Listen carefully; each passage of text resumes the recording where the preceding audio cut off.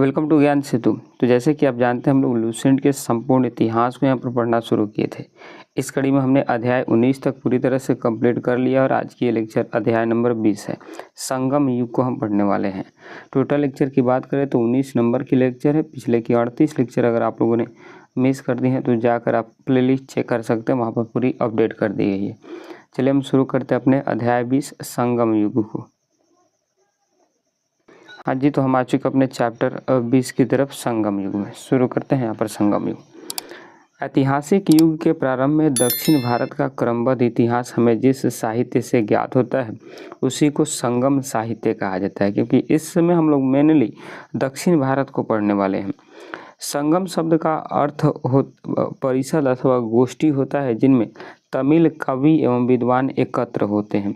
ये जो संगम शब्द है इसका अर्थ जो होता है वो होता है आपका परिषद। वो होता है क्या? परिषद, या फिर इसी को बोलते हैं गोष्ठी। और इस गोष्ठी का मतलब होता है या परिषद का मतलब होता है कि जितने भी तमिल के कवि थे वो कवि अगर एक जगह पर इकट्ठा करके किसी चीज़ों को लिखते थे उसी को संगम कहा जाता था। प्रत्येक कवि अथवा लेखक अपनी रचनाओं को संगम के समक्ष प्रस्तुत करता था तथा इसकी स्वीकृति प्राप्त हो जाने के बाद किसी भी रचना का प्रकाशन संभव हो पाता था।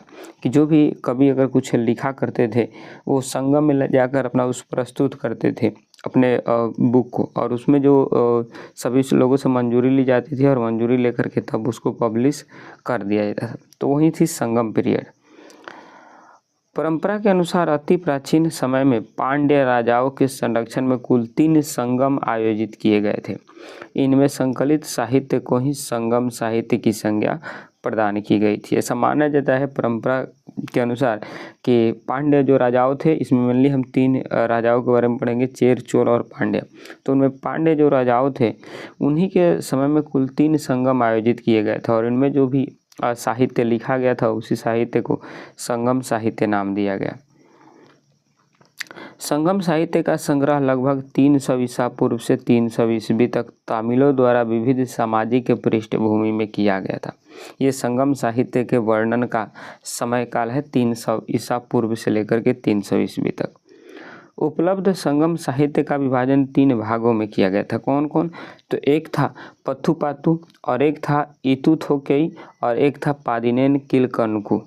ये 3 संगम साहित्य के विभाजन हुआ। कौन कौन? तो पहला है पथुपातु, दूसरा है इतुथोकेई तथा तीसरा है पादिनेन किलकनकु। ये 3 है। थोड़ा सा लैंग्वेज इसमें उटपटांग मिलेगी क्योंकि ये दक्षिण भारत के इतिहास हम इसमें पढ़ने वाले हैं। मेनली तमिल को और केरल को ये सभी पढ़ने वाले, तो इसलिए थोड़ा सा इसमें भाषा थोड़ा कठिन मिलेंगी। तिरुवल्लुर कृत कुराल तमिल साहित्य का एक आधारभूत ग्रंथ बताया जाता है। इसके विषय में त्रिवर्ग आचार शास्त्र, राजनीति, आर्थिक, जीवन एवं प्रणय से संबंधित है। जो तिरुवल्लुर है और कुराल है ये तमिल साहित्य का एक आधारभूत ग्रंथ भी बताया जाता है। किसको? तिरुवल्लुर और कुराल को, क्योंकि इसमें त्रिवर्ग आचार शास्त्र, राजनीति, आर्थिक, जीवन और इन सभी से संबंधित चीज़ें यहाँ पर देखने को मिलते हैं। ठीक, अब नेक्स्ट आएंगे। तमिल किंवदंतियों के अनुसार प्राचीन दक्षिण भारत में 3 संगमों का आयोजन किया गया था जिसे मुचगम कहा जाता था। क्या कहा जाता था? जो 3 संगम आयोजित किए गए थे उसको क्या कहा जाता था? मुचगम कहा जाता था। और ये 3 संगम थे कौन कौन? तो प्रमुख संगम प्रथम संगम था, मध्य संगम दूसरा संगम था और अंतिम संगम तीसरा संगम था। इतिहासकार तीसरे संगम काल को ही संगम काल मानते हैं। पहले 2 संगमों को पौराणिक मानते हैं कि वो पौराणिक काल है, जबकि जो तीसरा हुआ है वो असली संगम काल है। ये इतिहासकारों का मानना है। तो अब तक हम पढ़े कि संगम क्या होता है। तो जो कवि लोग अपनी रचनाओं को लिख करके एक विभिन्न सारे कवियों के बीच प्रकट करते हैं उसी को संगम कहा गया। और प्राचीन काल में दक्षिण भारत में कुल 3 संगम आयोजित किए गए थे। उन्हीं 3 संगमों में जो साहित्य लिखा गया था उसी को संगम साहित्य कहा जाता है। और ये संगम साहित्य का काल हमने बात किया 300 ईसा पूर्व से 300 ईस्वी तक। और इस संगम साहित्य को 3 पार्ट में विभाजित किया जाता है, एक पथुपाथु, एक है इथु थोकई और तीसरा है पादिनेन किलकनकु। ये 3 तरह के इसमें संगम साहित्य होते हैं। इसके अलावा हमने बात किया कि तिरुवल्लुवर और कुराल ये भी एक तमिल संगम साहित्य है जिनमें कई सारी चीज़ें देखने को मिलती है। त्रिवर्ग, आचार शास्त्र, राजनीति, आर्थिक जीवन और प्रणय, ये सब देखने को मिलता है। फिर हमने बात किया कि जो 3 संगम साहित्य आयोजित किए गए हैं उसको मुचगम की भी कहा जाता है। और ये 3 संगम थे। प्रथम संगम, इसको प्रमुख संगम माना जाता है, मध्य संगम को दूसरा संगम और अंतिम संगम को तीसरा माना जाता है। और इतिहासकार का ऐसा मानना है कि प्रथम संगम और दूसरा संगम ये पौराणिक है, इसका कोई कल्पना नहीं है, परंतु जो तीसरी संगम हुई थी इसी को लोग संगम काल मानते हैं। अब आइए इस संगम काल को हम समझते हैं। सबसे पहले तो प्रथम संगम ये लगभग 4440 वर्ष पूर्व हुआ। कहाँ पर? तो मदुरा, जो आजकल समुद्र में विलीन हो चुकी है, तामिल के आसपास है। इसकी अध्यक्षता किए थे अगस्त्य। और इसमें क्या क्या ग्रंथ लिखा गया? तो अकटियम, परिपदाल, मदुनारई, मुदुकुरुकु तथा कल्लारी आबिराय, ये इन सब ग्रंथ लिखे गए हैं, परंतु क्या है, कोई भी इनमें अभी उपलब्ध नहीं है। तो ये प्रथम संगम था। कब हुआ? तो आज से लगभग 4440 वर्ष पूर्व। कहाँ पर? तो तामिल में एक जगह थी मदुरा, जो कि अभी समुद्र में विलीन हो चुकी है, वहाँ पर यह आयोजित की गई थी। और इसके अध्यक्ष थे अगस्त्य। और इसमें ये जो संगम हुआ था, इसमें कौन कौन से साहित्य लिखे गए थे? तो वो थे अकटियम, परिपदाल, मदुनारई, मुदुकुरुकु और कल्लारी आबिराई। परंतु आज ये वर्तमान में इसमें से कोई भी एक भी साहित्य जो है अभी उपलब्ध नहीं है। दूसरा संगम है 3700 वर्ष पहले हुआ था। कहाँ पर हुआ था? तो कपाटपुरम अलईवाई में, जो आज ये भी समुद्र में विलीन हो चुकी है ये द्वीप। इसके अध्यक्षता अगस्त्य किए थे। और इसमें जो ग्रंथ लिखा गया था वो है तोल्कापियम, जिसको तोल्कापियम के बारे में ध्यान रखें, सबसे इम्पोर्टेंट पुस्तक है जो दक्षिण भारत के इतिहास को बताता है। इसको तामिल व्याकरण भी कहा जाता है। और इसको रचना कौन किए थे? तोल्कापियर नाम के एक विद्वान थे। तोल्कापियम पुस्तक थी और इसके रचनाकार तोल्कापियर थे, और आज ये वर्तमान में भी है। तो ये दूसरा संगम था। तीसरा संगम आज से 1850 वर्ष पूर्व हुआ है। कहाँ पर? ये मदुरा में ही हुआ है। और इसमें इसका जो अध्यक्ष किए थे वो नकीरर नाम के एक ऋषि किए थे। और इसमें कौन कौन से ग्रंथ संकलित किया गया था?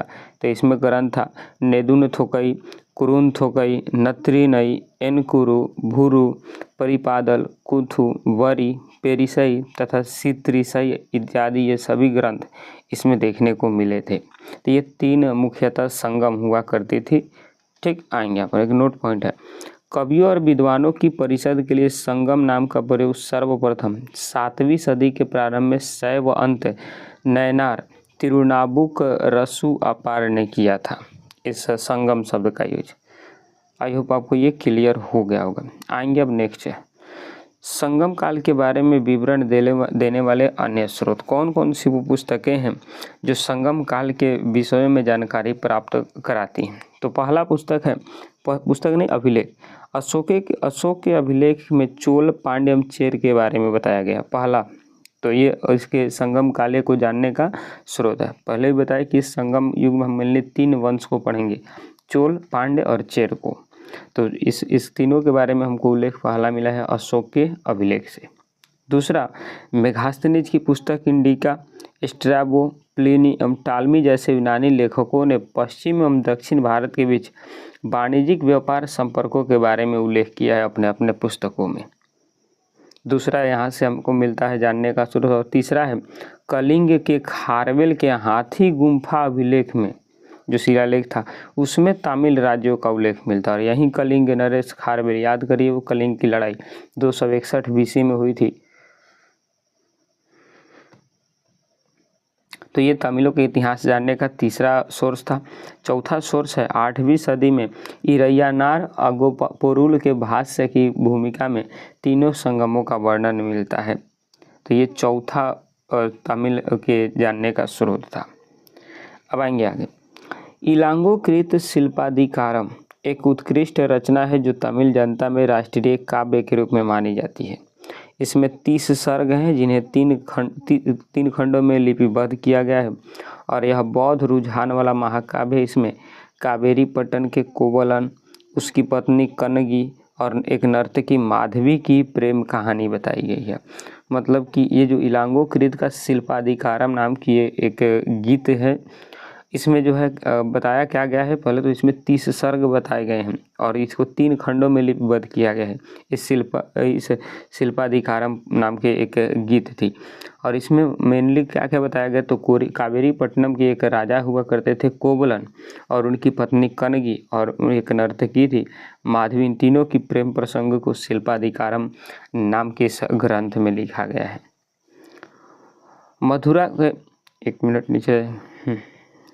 मदुरा के बौद्ध धर्मावलंबी व्यापारी शीतलईशतानार ने मणि के मैकैलई की रचना की और इसमें 30 सर्गों के अतिरिक्त एक प्रस्तावना भी है।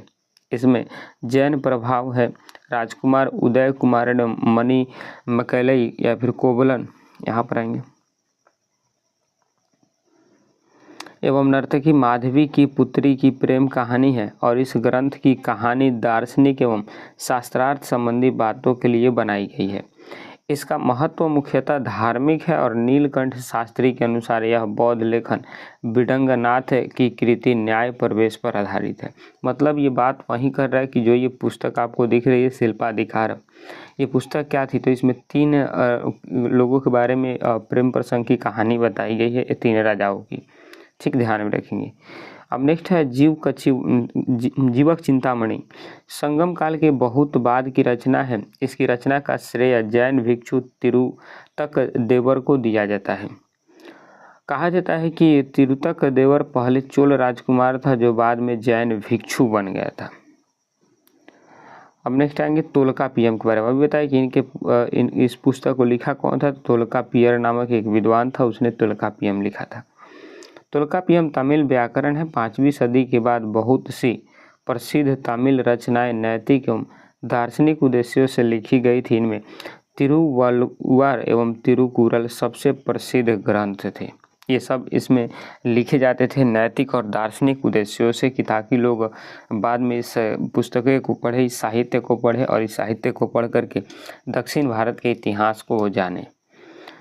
अब एक नोट पॉइंट है, ध्यान रखेंगे। राम कथा अनेक तमिल संस्करण है जिनमें सबसे प्रसिद्ध कम्बलन की इरामावतारम है। ये राम कथा के बारे में इसमें वर्णन किया गया है। अब सुनेंगे। संगम साहित्य के काव्य को 2 श्रेणियों में बांटा गया है, एक अकम और दूसरा पूरम। अकम काव्यों के मूल विषय प्रेम प्रसंग को दर्शाता है जबकि पूरम काव्यों के युद्ध के बारे में दर्शाता है। मतलब संगम साहित्य के काव्यों को कितने श्रेणियों में बांटा गया, तो 2 श्रेणियों में, एक अकम और दूसरा पूरम। अकम में क्या है, तो प्रेम प्रसंग को दर्शाता है और वहीं पूरम में क्या है, युद्ध के बारे में दर्शाया जाता है। संगम साहित्य हमें तमिल प्रदेश के 3 राज्य चोल, चेर तथा पांड्य का विवरण प्राप्त कराता है और उत्तर पूर्व में चोल थे, दक्षिण पश्चिम में चेर था तथा दक्षिण पूर्व में पांड्य हुआ करते थे। मतलब यहाँ पर आएंगे इसके लोकेशन को दर्शाते हैं, तो थोड़ा ध्यान देंगे यहाँ पर। हाँ जी, एक बार जरा इस मैप पर ध्यान देंगे। यहाँ पर मैप में सबसे पहले चोल वंश की हम लोकेशन की बात करते हैं तो चोल वंश थी उत्तर पूर्व में। कहाँ पर थी, उत्तर पूर्व में, यानी ये दक्षिण भारत की पूरी मैप है और इस दक्षिण भारत के मैप में हमको उत्तर पूर्व देखना है। तो उत्तर आपको ऊपर जाना पड़ेगा और पूर्व में इधर। तो ये वाला जो पार्ट हुआ करती थी, ये वाला, इस पार्ट में थे कौन से वंश, तो इस पार्ट में आपके थे एक मिनट, मैं हमको थोड़ा कलर बदलने दीजिए। तो ध्यान देंगे, ये जो आपकी पार्ट दिख रही है, कौन सी पार्ट, तो यहाँ पर बेंगलुरु तमिल, ये वाला तमिल वाला क्षेत्र, ये इसमें किस वंश का राजा था, तो ये चोल वंश हुआ करते थे यहाँ पर। कौन से वंश, चोल वंश। इसके बाद आपकी जो दक्षिण पश्चिम वाला इलाका था, ये नीचे वाला, ये वाला साइड वाला पार्ट, ये इसमें कौन से, तो इसमें मुंबई आती है मेनली, महाराष्ट्र और कर्नाटका, इन सब राज्यों में, कर्नाटका वाले साइड में। तो यहाँ पर हुआ करती थी चेर वंश। कौन से, चेर वंश। और जो नीचे वाली पार्ट आपको दिख रही है तमिलनाडु वाली, यहाँ पर हुआ करते थे पांड्य वंश। तो ये 3 वंश हुआ करते थे यहाँ पर। कौन कौन, वापस से समझेंगे।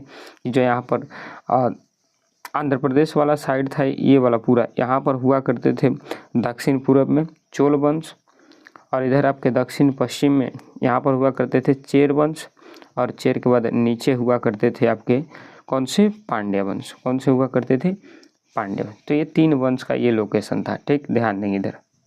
तो आई होप आपको चेल, चोर और पांड्य वंश की आपकी लोकेशन पता चल गई होगी। अब आएंगे नेक्स्ट यहाँ पर, संगम युगीन राज्यों में सर्वाधिक शक्तिशाली चोलों का राज्य था। इन 3 जो थे चोल, चेर और पांड्य, उनमें सबसे ज़्यादा शक्तिशाली हुआ करते थे चोल साम्राज्य। यह पेन्नार तथा दक्षिण बेल्लारू नदियों के बीच स्थित है। इसका सबसे प्रतापी करिकाल राजा हुआ।